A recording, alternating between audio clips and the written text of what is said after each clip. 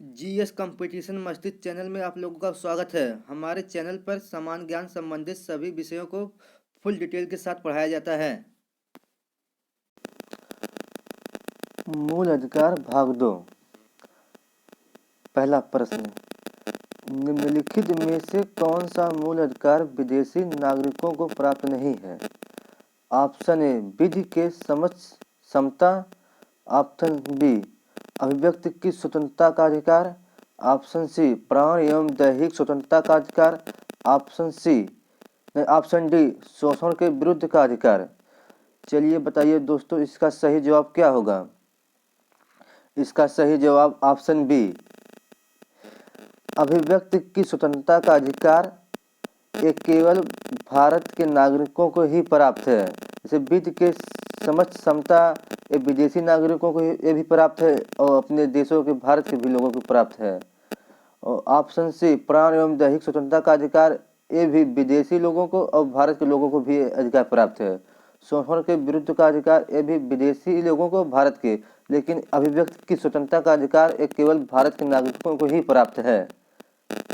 चलिए इसकी व्याख्या देखते हैं। भारत में अधिकांश मूल अधिकार विदेशी नागरिकों को प्राप्त है, जैसे विधि के समक्ष समता अनुच्छेद 14, अपराधों के लिए दोष सिद्ध के संबंध में संरक्षण अनुच्छेद 20, प्राण एवं दैहिक स्वतंत्रता का अधिकार अनुच्छेद 21, शोषण के विरुद्ध अधिकार अनुच्छेद 23 व 24, धर्म की स्वतंत्रता का अधिकार अनुच्छेद 25, 26, 27, 28। ये सब अधिकार भारत के नागरिकों को प्राप्त है और विदेशी नागरिकों को भी प्राप्त है ये सब अधिकार। परंतु कुछ मूल अधिकार जैसे 15, 16, 19, 29 और 30 ये अधिकार विदेशी नागरिकों को नहीं प्राप्त है, लेकिन भारत के लोगों को यह अधिकार प्राप्त है।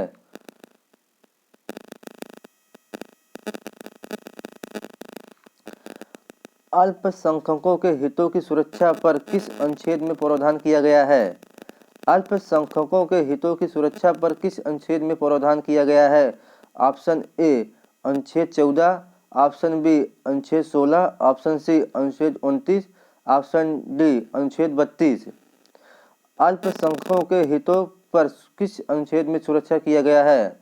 इसका सही जवाब ऑप्शन सी, अनुच्छेद 29।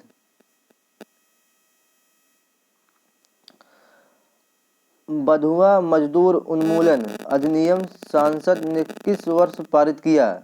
बधुआ मजदूर उन्मूलन अधिनियम सांसद ने किस वर्ष पारित किया? Option A 1971, option B 1979, option C 1976, option D 1981। चलिए दोस्तों बताइए इसका सही जवाब क्या है? इसका सही जवाब ऑप्शन सी 1976 में बधुआ मजदूर उन्मूलन अधिनियम संसद में 1976 में पारित हुआ। चलिए इसकी व्याख्या। संविधान का अनुच्छेद 23 मानव के दुरिया व्यापार एवं बलात्श्रम का प्रतिषेध करता है, जिसे बधुआ मजदूरी उन्मूलन अधिनियम 1976 के द्वारा लागू किया गया। जिसे बधुआ मजदूरी उन्मूलन अधिनियम 1976 के द्वारा लागू किया गया। इस कानून के अंतर्गत बिना भुगतान किए मजदूरी कराना और गैर कानूनी घोषित कर दिया गया है। प्रश्न नंबर 4, भारत के संविधान के किस अनुच्छेद के अंतर्गत सशस्त्र बलों के सदस्यों के मौलिक अधिकारों को विशेष रूप से प्रतिबंधित किया जा सकता है? भारत के संविधान के किस अनुच्छेद के अंतर्गत सशस्त्र बलों के सदस्यों के मौलिक अधिकारों को विशेष रूप से प्रतिबंधित किया जा सकता है? ऑप्शन ए, अनुच्छेद 21। ऑप्शन बी, अनुच्छेद 25। ऑप्शन सी, अनुच्छेद 33। ऑप्शन डी, अनुच्छेद 19। चलिए बताइए दोस्तों इसका सही जवाब क्या है? इसका सही जवाब अनुच्छेद 33। अनुच्छेद 33 के तहत सशस्त्र बलों के सदस्यों के मौलिक अधिकारों को प्रतिबंधित किया जा सकता है। पांचवा प्रश्न, मौलिक अधिकार निलंबित किए जा सकते हैं। मौलिक अधिकार निलंबित किए जा सकते हैं। ऑप्शन ए, राज्यपाल द्वारा। ऑप्शन बी, राष्ट्रपति द्वारा। ऑप्शन सी, विधि मंत्री द्वारा। ऑप्शन डी, प्रधानमंत्री द्वारा। मौलिक अधिकार किसके द्वारा निलंबित किए जा सकते हैं? चलिए बताइए दोस्तों, इसका सही जवाब क्या है? इसका सही जवाब ऑप्शन बी है। ऑप्शन बी, मौलिक अधिकार निलंबित किए जा सकते हैं राष्ट्रपति द्वारा।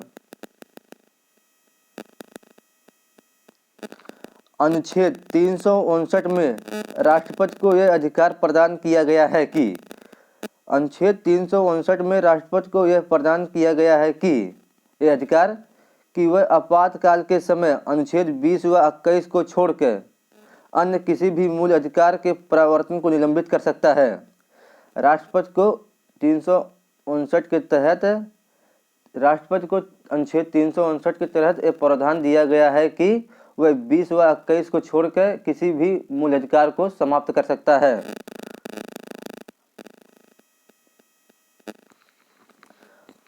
निम्नलिखित में से किसको संविधान द्वारा मौलिक अधिकारों के संरक्षण की शक्ति दी गई है? निम्नलिखित में से किसको संविधान द्वारा मौलिक अधिकारों के संरक्षण की शक्ति दी गई है? ऑप्शन ए, भारत के सभी न्यायालयों को। ऑप्शन बी, सांसद को। ऑप्शन सी, राष्ट्रपति को। ऑप्शन डी, सर्वोच्च न्यायालय एवं उच्च न्यायालय को।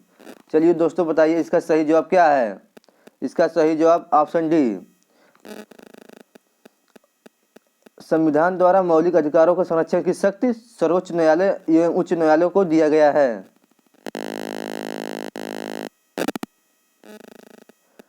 अनुच्छेद 32 के द्वारा नागरिकों के मौलिक अधिकार के संरक्षण की शक्ति उच्चतम न्यायालय को प्राप्त है। उच्च न्यायालय को अनुच्छेद 226 के तहत। अनुच्छेद 32 को डॉक्टर भीमराव अंबेडकर ने अनुच्छेद को भारतीय संविधान का हृदय एवं आत्मा कहा। अनुच्छेद 32 को डॉक्टर भीमराव अंबेडकर ने हृदय और आत्मा कहा।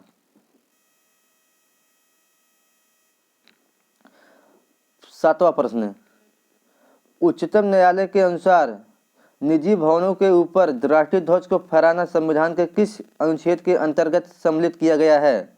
उच्चतम न्यायालय के अनुसार निजी भवनों के ऊपर राष्ट्रीय ध्वज को फहराना संविधान के किस अनुच्छेद के अंतर्गत सम्मिलित किया गया है? ऑप्शन ए, अनुच्छेद 14। ऑप्शन बी, अनुच्छेद 21। ऑप्शन सी, अनुच्छेद 19 का। ऑप्शन डी, अनुच्छेद 25। चलिए दोस्तों बताइए इसका सही जवाब क्या है? इसका सही जवाब ऑप्शन सी, अनुच्छेद 19 का में। अनुच्छेद 19 का में उच्चतम न्यायालय के अनुसार निजी भवनों के ऊपर राष्ट्रीय ध्वज को फहराना संविधान के अनुच्छेद 19 का के अंतर्गत आता है, क्योंकि इसमें अभिव्यक्ति की स्वतंत्रता दी गई है। नवीन जिंदल बनाम संघ 2004 मामले में उच्चतम न्यायालय ने निर्णय लिया कि निजी भवनों के ऊपर राष्ट्रीय ध्वज फहराना संविधान के अनुच्छेद भाग 1 का में वर्णित अभिव्यक्ति की स्वतंत्रता के अंतर्गत प्रत्येक नागरिक का मौलिक अधिकार है।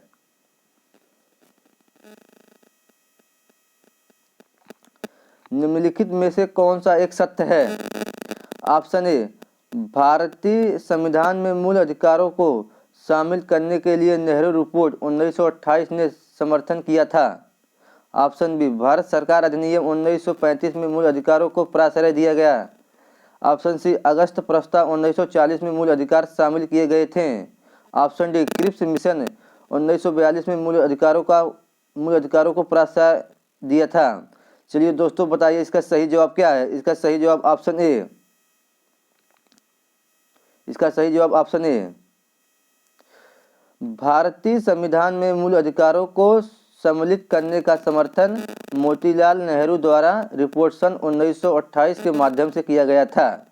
भारतीय संविधान में मूल अधिकारों को सम्मिलित करने का समर्थन मोतीलाल नेहरू द्वारा रिपोर्ट सन 1928 के माध्यम से किया गया था।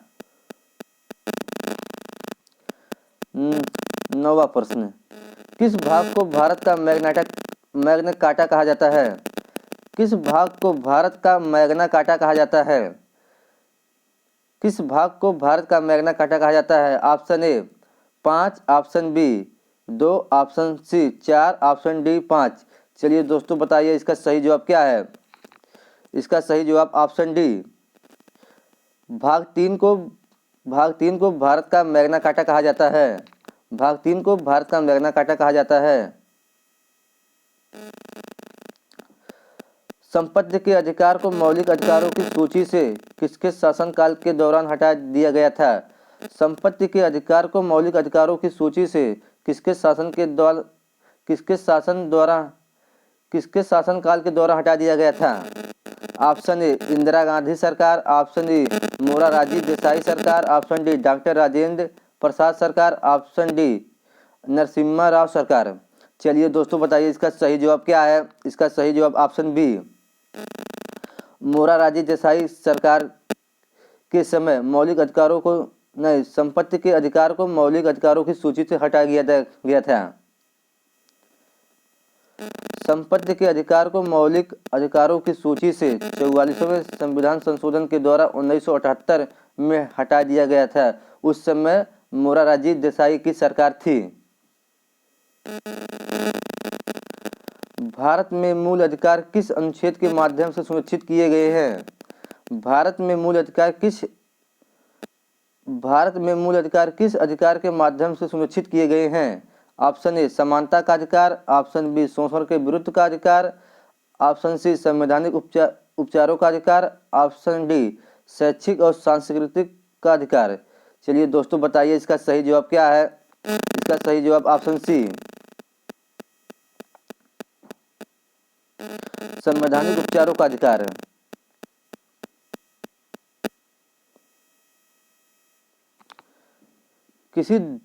किसी धर्म विशेष के संवर्धन के लिए करों के भुगतान की अनिवार्यता से मुक्ति की गारंटी दी गई है। किसी धर्म विशेष के संवर्धन के लिए करों के भुगतान की अनिवार्यता से मुक्ति की गारंटी दी गई है किस अनुच्छेद में? ऑप्शन ए अनुच्छेद 25, ऑप्शन बी अनुच्छेद 26, ऑप्शन सी अनुच्छेद 28, ऑप्शन डी अनुच्छेद 27। चलिए दोस्तों बताइए इसका सही जवाब क्या है? इसका सही जवाब ऑप्शन डी। इसका सही जवाब ऑप्शन डी होगा अनुच्छेद 27 में। मत देने का अधिकार किस कोड से संबंधित है? मत देने का अधिकार किस कोड से संबंधित है? ऑप्शन ए मानवाधिकार, ऑप्शन बी नागरिक का अधिकार, ऑप्शन सी प्राकृतिक का अधिकार, ऑप्शन डी राजनीतिक का अधिकार। चलिए दोस्तों बताइए इसका सही जवाब क्या है? मत देने का अधिकार किस कोड के संबंधित है? मत देने का अधिकार राजनीतिक अधिकार से संबंधित है। Option D.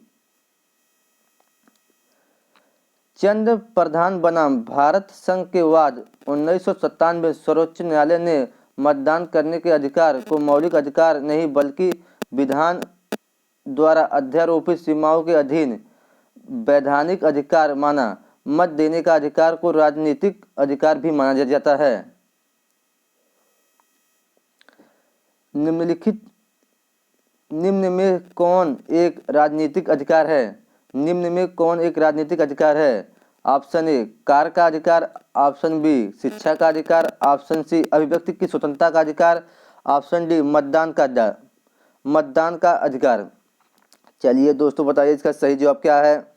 इसका सही जवाब ऑप्शन डी राजनीतिक अधिकार के अंतर्गत मतदान का अधिकार आता है। आज का आखिरी प्रश्न, निम्न में कौन सा मूल अधिकार केवल भारत के नागरिकों के लिए है? निम्न में से कौन सा अधिकार केवल भारत के नागरिकों के लिए है? जीवन और स्वतंत्रता का अधिकार ये भारत के नागरिकों के पास है और विदेशी नागरिकों के भी पास है अधिकार। धर्म की स्वतंत्रता का अधिकार ये भी भारत के लोगों को और विदेशी लोगों को भी अधिकार प्राप्त है।